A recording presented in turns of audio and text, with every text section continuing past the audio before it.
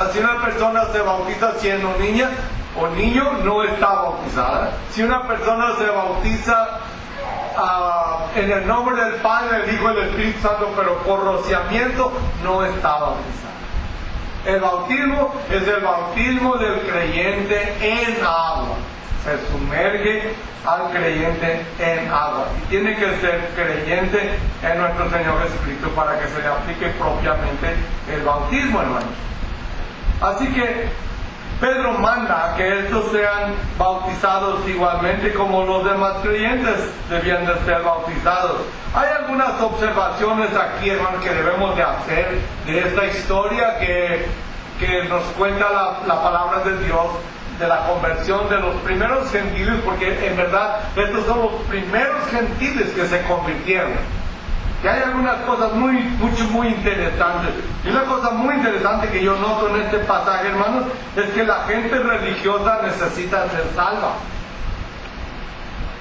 Cornelio era religioso, daba muchas limosnas, siendo un hombre de dinero, daba bastante a la obra de Dios, a los judíos de la sinagoga, oraba, era un hombre piadoso. No hay duda de que era un hombre religioso. Cornelio no era salvo. No era salvo, porque el ángel que le habló le dijo: necesitas oír palabras por las cuales tú y tu casa van a ser salvos. Sin ese mensaje de salvación, Cornelio podía seguir haciendo todas esas cosas el resto de su vida y todavía no ser salvo. ¿Está claro? Está claro, ¿verdad? Que ser religioso todavía le hace a uno tener la necesidad de la salvación personal.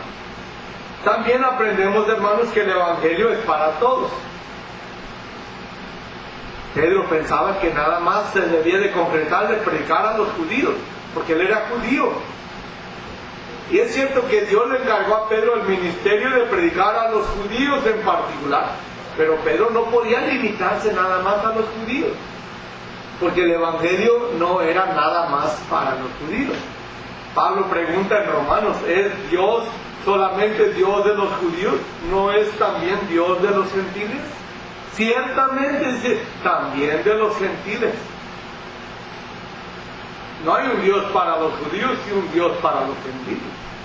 No, el mismo Dios de los judíos es el mismo Dios para los gentiles. El mismo Salvador para los judíos es el mismo Salvador para los gentiles. No hay otro Salvador, solamente uno, y ese es para todos. Así que el Evangelio, hermanos, es para todos. Pedro lo percibió, pero batalló para comprenderlo. No lo podía entender. Él pensaba que Dios hacía acepción de personas. Después dijo: ahora comprendo que Dios no hace acepción de personas. Dios no ha predestinado a nadie ni para un lugar ni para otro. Dios ha predestinado para el cielo a los que creen en Jesucristo como Señor y Salvador. Eso sí. Pero no digo: tú vas a creer, tú no, tú sí, tú no, tú sí, tú no. No. Todo aquel que quiere creer puede creer. Está al alcance de todos creer. Dios quiere que todos sean salvos. Esta es la voluntad de Dios. Esta es la voluntad de Dios, hermanos. El propósito de la venida del Espíritu Santo es importante también. Mire, el Espíritu Santo viene sobre la familia de Cornelio, hermanos. Por lo tanto, ellos fueron salvos porque creyeron en el Evangelio de nuestro Señor Jesucristo, y como señal de la salvación ellos recibieron la persona del Espíritu Santo para morar en sus vidas. El propósito de la venida del Espíritu Santo fue, hermanos, a sellarles, a hacerles, podemos decir, recibir el sello de autenticidad de que ellos ya ahora pertenecían a la familia de Dios. Usted que ha recibido a Jesucristo, usted también ha recibido este sello del Espíritu Santo. Hay gente que quiere hablar en otras lenguas para probar que ya recibió el Espíritu Santo. Hermanos, solamente en 2 o 3 casos en la Biblia, las personas que recibieron el Espíritu Santo hablaron en lenguas. Los demás no hablaron en lenguas. Y hubo una razón por la que hablaron en lenguas que no voy a explicar ahora porque es un tema en sí mismo, amplio y completo. Pero cada creyente puede recibir el Espíritu Santo y no necesariamente se exige o se requiere que hablen en otros idiomas para tener evidencia de que recibieron el Espíritu Santo. El hablar en lenguas, para decirlo en pocas palabras, no es ninguna evidencia de que recibieron el Espíritu Santo. Hermanos, podemos sacar algunas conclusiones de este mensaje, de este pasaje. Sin duda, que algo milagroso ocurrió en la conversión de Cornelio, pero que necesariamente su salvación no fue diferente a la de ningún otro que ha sido salvo. Usted no tiene que tener algo milagroso en su conversión para usted estar seguro que ya se ha convertido. Usted simple y sencillamente tiene que saber que un día usted, rendidos y quebrantado su corazón y humillado ante Dios, se arrepintió de todo pecado y recibió por fe a Jesucristo como Señor y Salvador. No le hace que no hubo truenos, ni relámpagos, ni se oscureció el día, ni hubo un gran viento recio. No tiene que pasar nada extraordinario. Simple y sencillamente usted se entregó a Cristo de todo el corazón. Si pasó algo sobresaliente, pues qué bueno que haya pasado, pero no tiene que haber pasado. Algunos quieren ver una luz o algo así, ¿verdad? Quieren ver su gloria.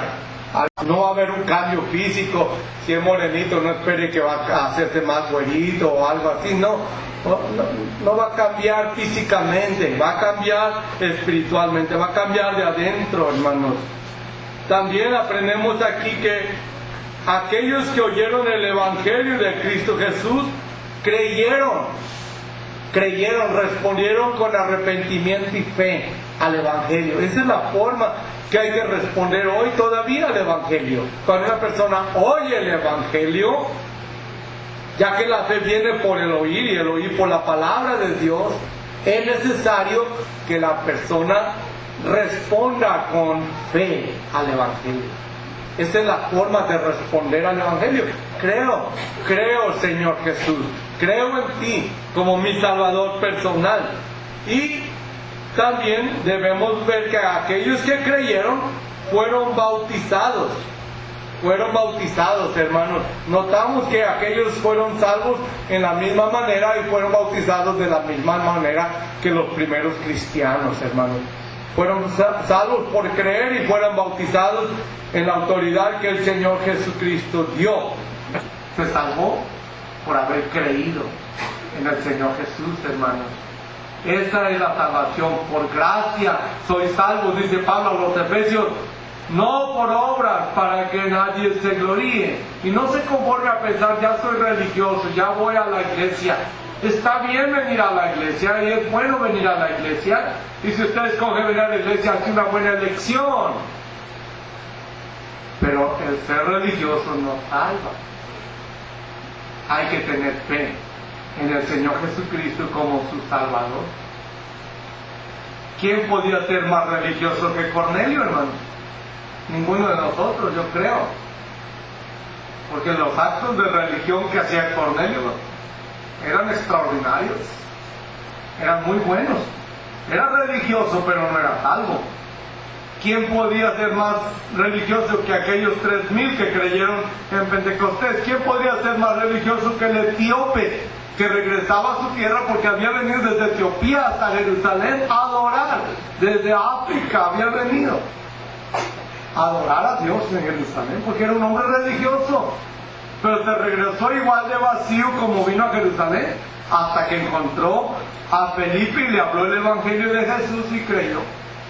Ya no iba igual entonces, ahora iba cambiado, transformado en un hombre nuevo. La gracia de Dios, hermanos, que salva, requiere una respuesta, y esta respuesta es la respuesta de fe.